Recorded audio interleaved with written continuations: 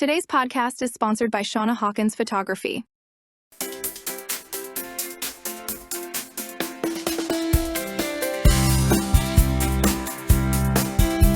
Welcome to the Mental Health Raw and Open podcast with your host, Jody Betty.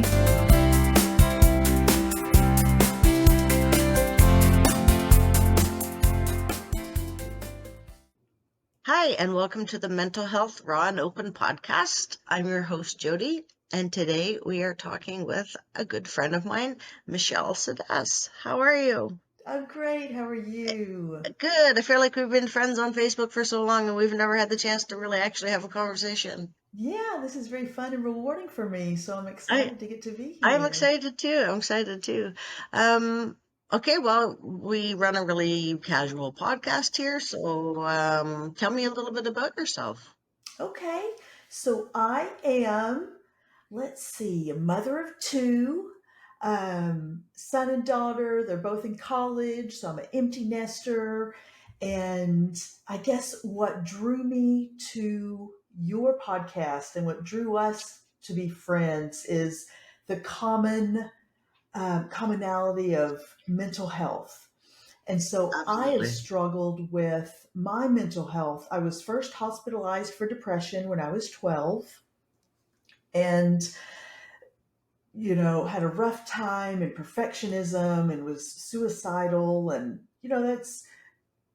I probably, my genetics just, yeah. I was in the hospital for 6 weeks then and learned some coping skills and things like that. So really, it's depression and anxiety that have kind of been overarching throughout my life. And we found out kind of later on how much I don't, I have pure OCD, so more just the Okay, yeah. ruminating and obsessing and obsessing. And there have been flare ups where it has been so difficult to focus on reality when what's in my mind is what's grabbing my attention. Yes. Yes. Yeah. And my counselor said, Michelle, there will probably always be something poking at you, something, and because of that, I got into mindfulness, learning how to focus on what's ahead of me and what's around me rather than these thoughts that are just occupying my mind. They're so ruminating, eh? Like it's just like Yes. over and over and over and nonstop. Yes, and I've had flare-ups where it gave me so much compassion for those who struggle with maybe addiction, which is something I don't have, or other things. It's like the brain can really be quirky sometimes. And um, so I was also hospitalized again at 25, again at 33, and I'm 48 now. And um, so it has been a lifelong struggle. Yeah. But one thing that's so important to me and that drew me to you and drew me to this podcast is it is my life's mission to make a positive impact and to, in some way, shape, or form, help prevent suicide. Yes. This is just so on my heart because I have felt such sadness and such depths and worked so hard to um, I guess overcome or probably cope or deal because it'll probably always be there. And I hear yeah, you. My first suicide attempt, I was 8, and it got chalked up as childhood misadventure. So it oh was really never no, talked about or anything. And then I had multiple attempts after that. And then I kind of hit an age where I realized, well, I'm not very good at this, so I better stop trying. Kind of like, yeah, like if it was meant to happen, it would have happened. So there's got to be a reason that I'm still here. So what can I do with that? And that's when I wrote that blog and yes, just like literally, I wrote it because I got off the phone and I was so furious with crisis line text worker people. And I got off the phone and I just wrote what I needed to hear, being at the depths of a suicidal crisis. What do I need to hear? And for some reason, that thing just went mental. Like it was 2016 when I wrote it, and I left my email address in, and Awesome. I have probably like 3,000 emails from across the world. It's in like 10 languages at least. It's gotten to countries that I never, like, I got a letter from Myanmar. I got a letter from Burma, like all these like places where I never thought that it would affect so many people. And I think Yeah. that's been my greatest blessing is that my last quote big crisis turned around into being able to, help other people at least get to the next day. Because sometimes in a suicidal crisis, we just need that 10 to 15 minutes of someone to bring us off the ledge, hold our hand while we're on the ledge, and then bring us down. And then get Yes. us to tomorrow. Because the idea is not to, like, while someone's suicidal, we don't want to start digging into their triggers and that kind of thing. We just literally want to actively listen and get them through the moment. And I think when most people are that alone, I know for me, I just never felt heard or understood. Mm. So it was so frustrating because I'm like, does nobody get it? Yes. Right? Isn't that wonderful how you've turned, I mean, why waste pain is one of my things too. Turn it into something good. You turned it into what a blessing for others and to help them. And yeah, Yeah, and it's been a that's blessing awesome. for me in times because now, when I'm having a really bad day or if I'm super low, I can now go back to those letters that I received and say, oh, well, look, you did, when you're feeling like, oh my God, I'm worthless and what's my purpose and blah, blah, blah, blah. Sure. And then I can go back to those letters and say, well, it did have an effect on people. Like you did save lives. And Yeah.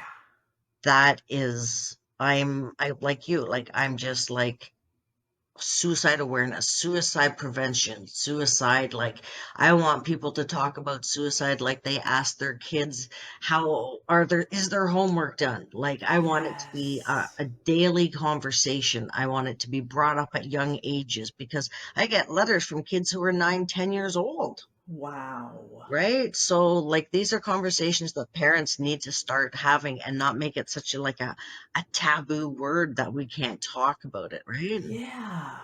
I remember the idea that it's not what we say that makes us sick, it's what we keep inside. So if we're Yes. able to bring it out into the light, it's not so scary. And then you Yeah. can deal with it. And it's not this big monster. And it's Mhm. exactly like what you say. If Mhm. people can talk about it and then they can, the pressure can release. Yes, Yeah, absolutely. that's So I good. encourage people all the time, like, don't hold shit in, man. Just whatever you got, just let it out. There's nothing you're gonna say ever that's gonna shock me. I've heard it all. That's so So I good. like to just let people know that they're not alone in those thoughts and feelings because you really do feel like you're the only person on earth at that moment dealing with that. Yes. Yeah. I think C.S. Lewis, friendship is something about the idea. Friendship is when one person says to the other, "What, you too? I thought I was the only Yes. one." Yes. Yeah. When you have a Absolutely. common thing. That's Hmm. great. Did you find that any of your like hospitalizations helped?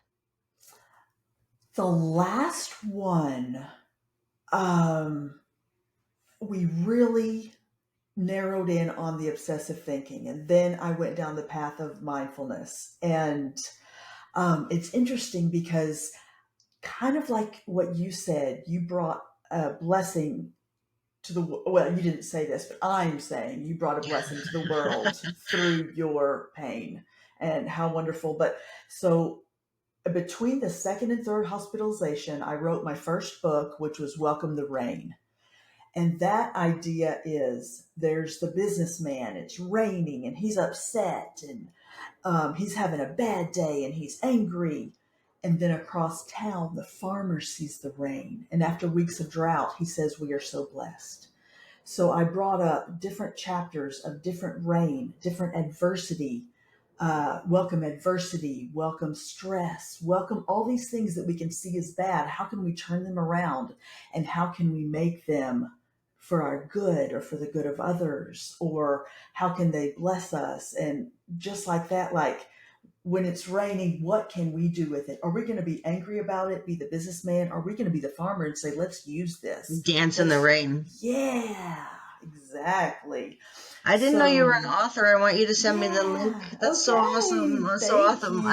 I'm you. published as well, but I'm working on Oh, like my own awesome. book because I'm published in anthology books right now. Okay. But yeah, that's amazing. So I want you to send me the link so I can post it Yeah. when we post a show. Thank you. That'll be great. Yeah, that in that rain and in the end of that book, I talked about my own rain, depression, and how having that really has helped me become more positive because it's out of necessity. I can't be around negativity or it's important what I surround myself with, how my day goes. It's not just a fluke that I'm a happy person now. Yeah. It has taken years. But so between that second and third hospitalization, when went into the third hospitalization, I was Michelle Sedas author. I had overcome depression, and it just felt crushing to have to be back feeling like I'm at square one, you know. Yeah. But we pick ourselves up, we begin again. This may be a lifelong thing, but every time there are more tools and there are more. And I've been in a great place for the last 15 years of just helping cope. And another Excellent. thing I did was Healthy Place is a blog. It's a website. They talk about different mental health issues.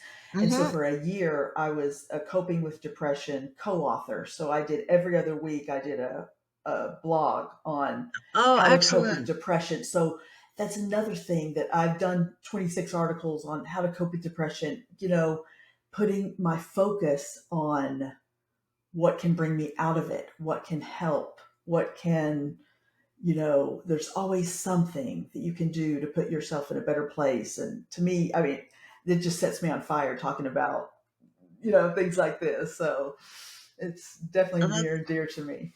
yeah, absolutely. And I think, like with depression, like the loss of motivation, and people don't talk about the brain fog that comes with it, and just trying to like stay in the present, which is so important, but it can, when you've been in survival mode for so long, staying in the present can be very difficult. It can be very Yeah. tiring. And, like I have a lot of friends on their healing journey and they're all like mad at themselves because they have to have a nap or whatever else. I'm like, whoa, time out. Trauma is Yeah. stored in the body. Your body, as it heals and as it releases the trauma from your body, is going to be bloody exhausted. I have been in survival mode for, I don't want to age myself, but a long ass time. Right. And to just come out of that, first of all, like that is not possible. It's kind of like a wean out process, but your brain automatically is still, even at the back of it, is still making sure that everything's okay Yeah. via survival mode when I'm trying to not be anxious and I'm trying to not worry about things. I tell people, like the world right now is a nasty ass place, and but there is a lot of good in it. And we have to focus on the Mm, good, and we have for to focus sure. on our circle of control, because unfortunately, I cannot have a great effect on all these terrible things that are happening. Yeah. What I can do is focus on the things that are in my control, and then hopefully that might spread itself out, like ripples of kindness type Yes. idea, right? Exactly. Like I always say to people, it takes 2 seconds to send a text. And Yeah. that, you know, how you doing? Good morning. I hope you have a good day. That text can make or break somebody. Like someone who's you don't know what people are dealing with or whatever, and just that text could like totally flip their day around. And it takes 2 seconds of time, Exactly. Yeah. Putting in those right? little moments to reach out to Yeah, others. That's yeah, great. yeah. So yeah, and I think for me, like, well, first of all, you tell me what are some of your like best or like the coping techniques that you found that work best for you? One thing is, and I'm going to put this into play, whenever there's a heavy conversation or I need to speak about something that's bothering me, or if I need to bring something up with a friend and I that's bothering me there, any worry, I call it putting something fun in my back pocket. So I'm going to ask you to think, and then at the end of the conversation, we'll talk about our fun things to lift it up.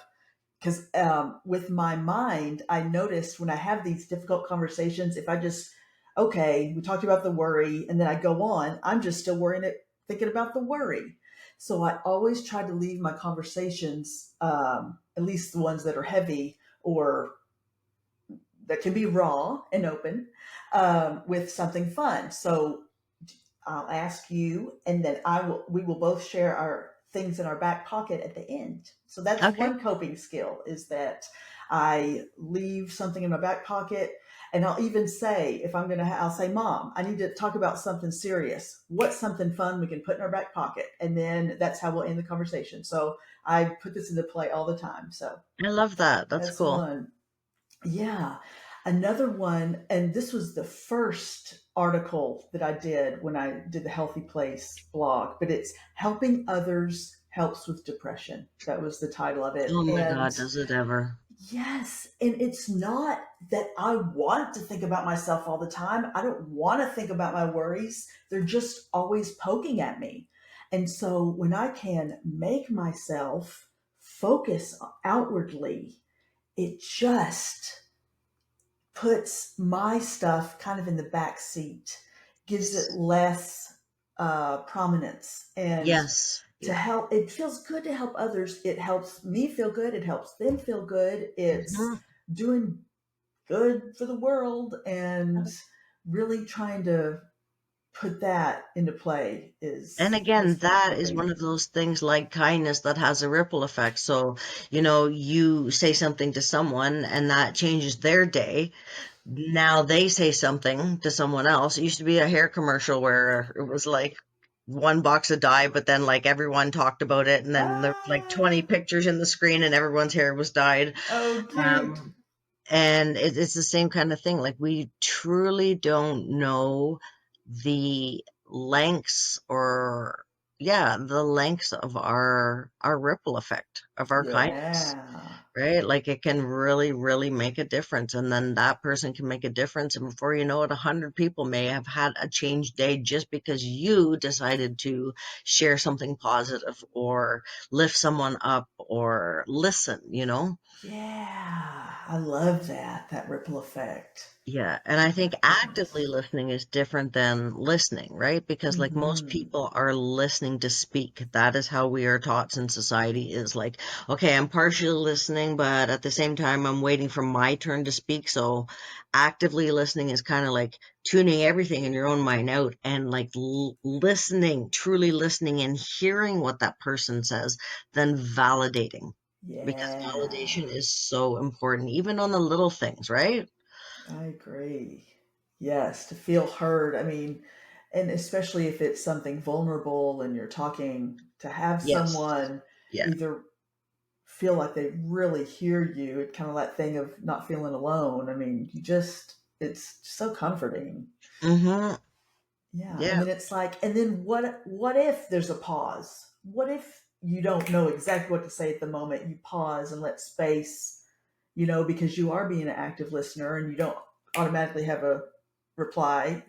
What if there is a moment of pause? Well, great. Let the moment carry the Yeah. moment for a minute, and that's okay. So Yeah. yeah, Because I think that moment of silence almost proves to someone that you are hearing them, right? Because now you're processing what they had to say.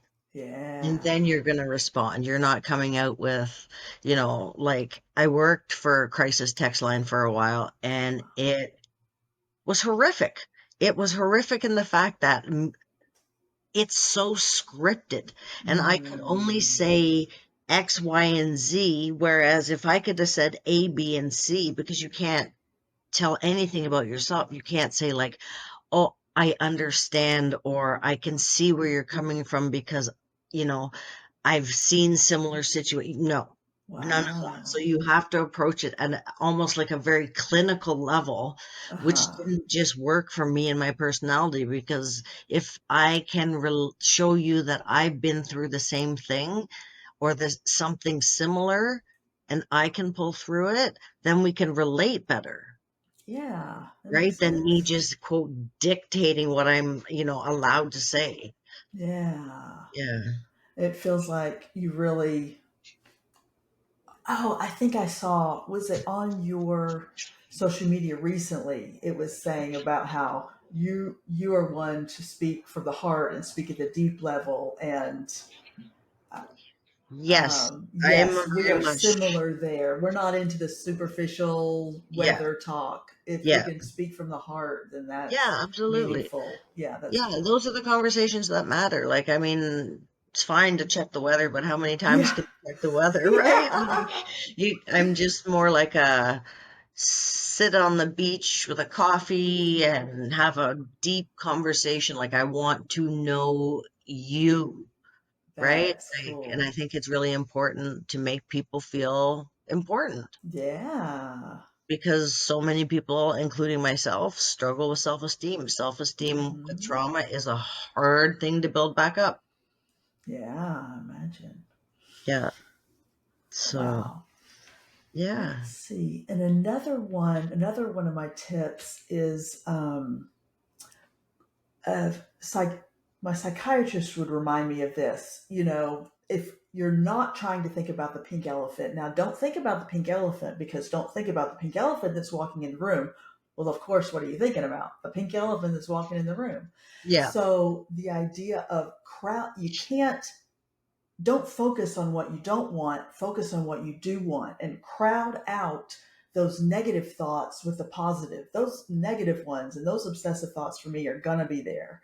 But Yes. what can I put in to crowd them out? What can I Hmm. focus on? What is the good that I can put my attention on? And then maybe the pink elephant will creep back in, but then I'll crowd it out with something else. So, Right. Yeah. yeah.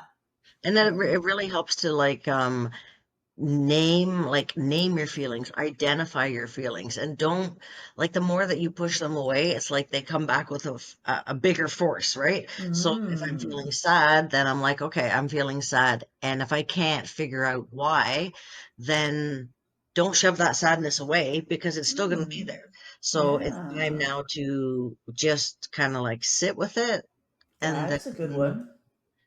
after I sit with it, it either has a message for me or it doesn't, and then I can say, okay, Yeah. like, thank you for sitting at my table. I appreciate what I've learned from you, but I no longer need you there. And a friend of mine did a somatic thing with me where she's like, I want you to visualize your anxiety. I want you to, like, at the beginning of the conversation, she said, visualize. And I'm like, oh, yeah, big, dark, hairy monster sitting at the dinner table kind of thing, right? And by the end of it, she had broken it down so many things like, well, like, what's he there? What's he trying to tell you? Or it turned out that it wasn't like a big scary monster. It was just like my inner child from when I was like six that's like That's screaming for attention or neat. whatever the case may be, right?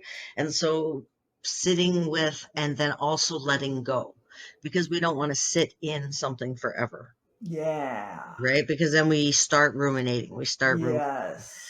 So if we can sit with it, not be afraid of it, talk to it, Yeah. that's it, let it go.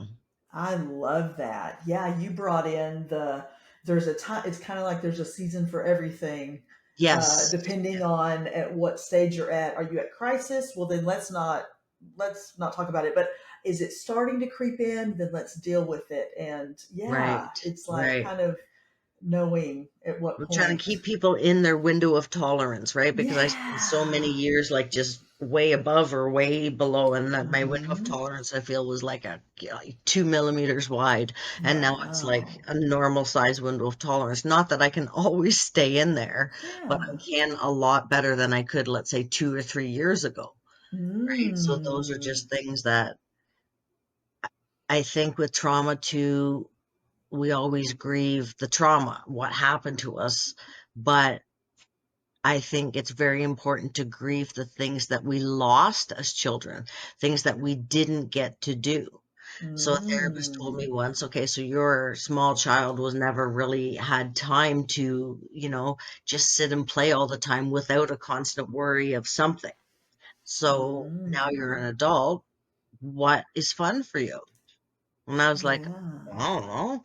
I used to like to draw. And she's like, well, start drawing again. And then now with, you get perfectionism over the years. And I was like, oh, I can't draw. I don't want to start this. And I was just like, and my friend's like, just put the pencil on the paper.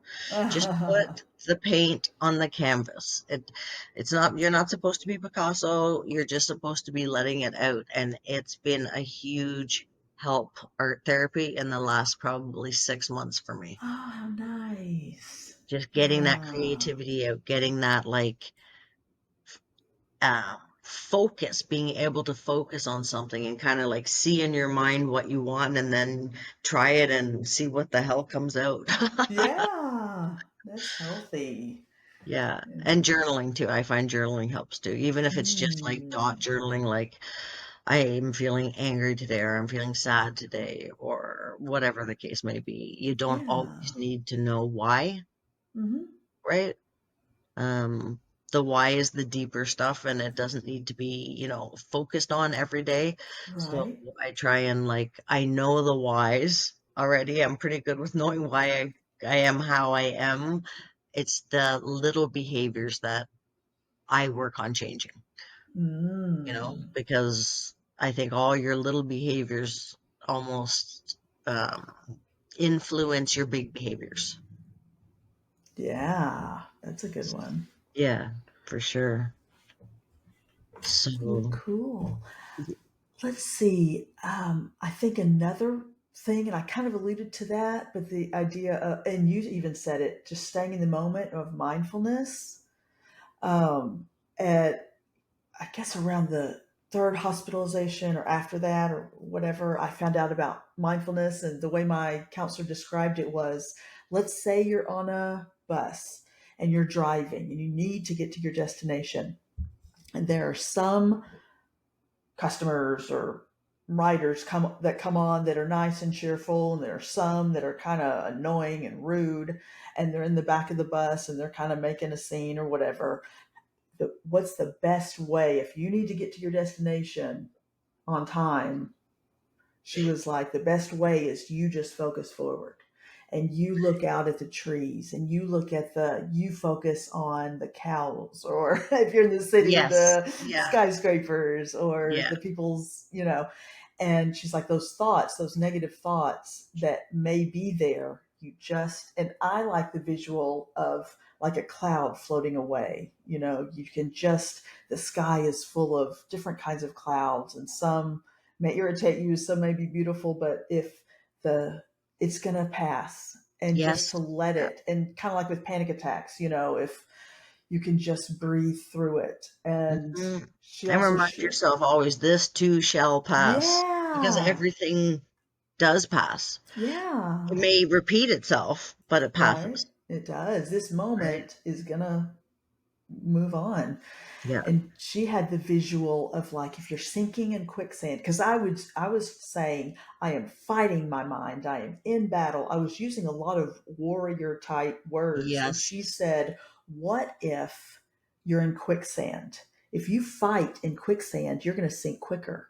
But if you can learn to think light and spread out and think light thoughts, then you will, uh, she's like, then you can float and be pulled to safety or whatever. Just the idea. Right, And I'm right. like, oh, having that conversation really changed my wording about how I was dealing with my mind. I Oh, didn't have right. to put it in such a battle, and Yeah, because I was battles, like wars, and war forcing my zones, thoughts. and yeah, Yeah. yeah. So that was a meaningful. And it's so funny that you mentioned quicksand because I literally yesterday or the day before saw a video of a guy who was teaching people like if you're in quicksand, like you want to get on your knees and crawl, right? Ooh. Instead of like standing because your weight's just going to get down. So he's like trying to disperse your weight and then Spread like kind of go out. around. So it's kind of like perfect timing to what you have to said to what you had to say. Yeah.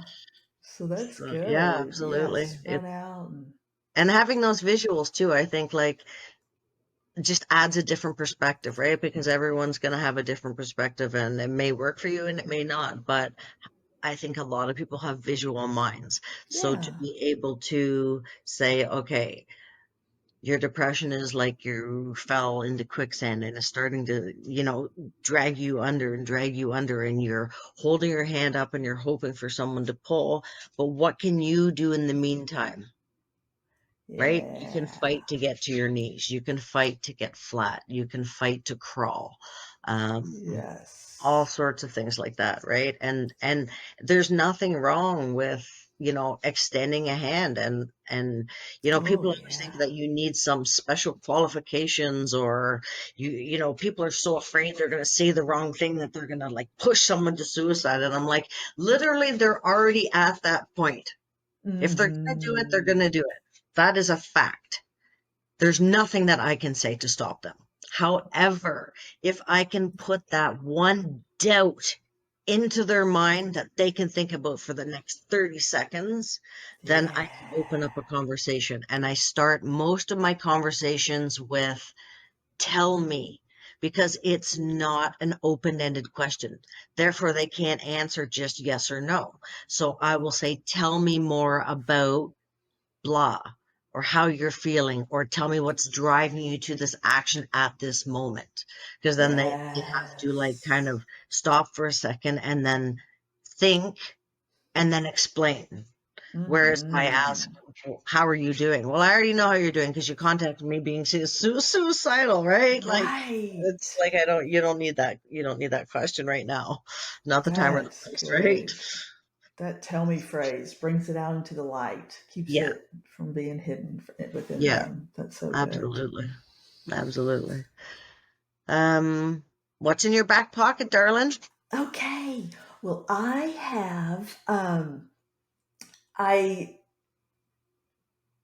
have my let me think.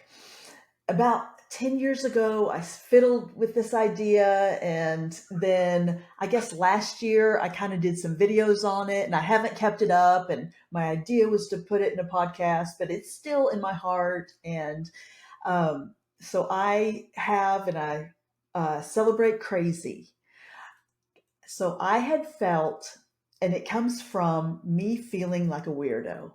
And when you feel like a weirdo, it just, it just, the idea that I've been hospitalized 3 times, that I struggle with this thing, to Yeah, feel shame about it. Well, I love Steve Jobs' quote, and I'll quote it now, and this just brings me joy. He says, "Here's to the crazy ones, the misfits, the rebels, the troublemakers, the round pegs in the square holes, the ones who see things differently. They're not fond of the rules and they have no respect for the status quo. You can quote them, disagree with them, glorify or vilify them. About the only thing you can't do is ignore them because they change things. They push the human race forward. And while some may see them as the crazy ones, we see genius because the people who are crazy enough to believe that they can change the world are the ones who do." that sounds almost similar to a Jack Kerouac quote from back in Ah, the day. Yeah, cool. I'm not familiar with I that love one, it. but Love this it. one spoke to me. And Yes. I did some videos on just the idea of embracing our quirkiness and embracing our uniqueness. And can learn to love those parts of ourselves. We bring healing and freedom. And Hmm. that allows, I mean, why live feeling shame? Why live feeling closed in, if you can embrace and celebrate the crazy, quirky parts of yourself, then you can be a light to others and you can bring joy to yourself and others. And that's Yeah. just something that I enjoy. Maybe I'll pick that back up, but something that's on my heart, and just the idea of thank you for letting me share that with you today, because Oh, that, of course, of allows course. me to feel happy, and Yeah, of the idea course. of freedom and Yeah, healing. So yeah, it's absolutely. my fun thing. I I've done podcasting for a few years on and off, and I've only ever released audio. Okay. So a friend of mine in Ireland, I did a podcast with him, and he said, "You're not allowed to release my podcast unless you're releasing video with it." So Ah, it's been a huge, like, oh my God, oh my God, oh my God, like just this like fear, like being seen in writing is one thing, oh, right? yes. As compared to being seen in person, right? So now I'm like, oh my God, like I have to do it because I promised I Ah, would. And it's a step out of my comfort zone, which is also a good thing. So now I am going to, from whoever wants to tape with thing, I'm going to put it on YouTube as a video and audio. awesome. That would be So it's kind of like a new great. step for me, but it's kind of something that Yeah. I want to push myself through that because like I'm like I feel like I have a lot to say, but I'm a terrible like public speaker, you know? I don't see that. I wouldn't It's so say that. funny, dude. Like I swear to God, like in school I had an assignment with 15% of my mark and it was an oral presentation. I was like, okay, so if I just skip that, I just have to get 85. Yes, a lot of people have that fear of public Yeah, speaking, but yeah, yeah, absolutely. but if you Absolutely. kind of Well, have your reason for it, and it's yes, for such a good it's the cause, eyes. it I feel like helps. if I was wearing like a blind mask and I couldn't see everybody, it Ah, would be fine, but I feel like I feel the eyes on me, and I ah, hate the eyes. oh, that's funny. Well, Oh, my friend, it has cool. been absolutely wonderful talking with you. Well, awesome. Thank you so much. Such a I've pleasure. enjoyed this. We'll have to Thanks do for. a part two. I always like to do a part two and do a catch up Oh, and see what else you've great. learned in the last couple of months. And so, if you want to come back on, I'd love to have you back on. I would love it. Thank you. And thanks for all the goodness you're bringing out into the world. And you, my friend, and you. And shoot me that your book link. What's it called? Welcome the rain. Welcome to Rain. Okay. The rain. Um, Yeah, and any other links that you want me to put out there, shoot them to me and I'll throw them up when I post the podcast. Awesome. Um, thank you so much. Okay. Thank you. I Great to talk appreciate to it. you. Great All talking to right, you. Bye talk to you soon. bye. Take care. Thank you for listening to the Mental Health Raw and Open podcast with your host, Jody Betty. Our sponsor for this episode is Shauna Hawkins Photography. With a variety of prints and keepsakes to suit any decor, you're guaranteed to find the perfect piece for your space. Visit shauna-hawkins.pixels.com and make your neighbors jealous today. If you enjoyed today's show, please give it a like and don't forget to smash that subscribe button. And if you appreciate the work I do, why not buy me a coffee? Details in the show notes. Today's episode was recorded and edited by Dorian Kent and produced by Jody Betty and Dorian Kent. This has been a raw and open production.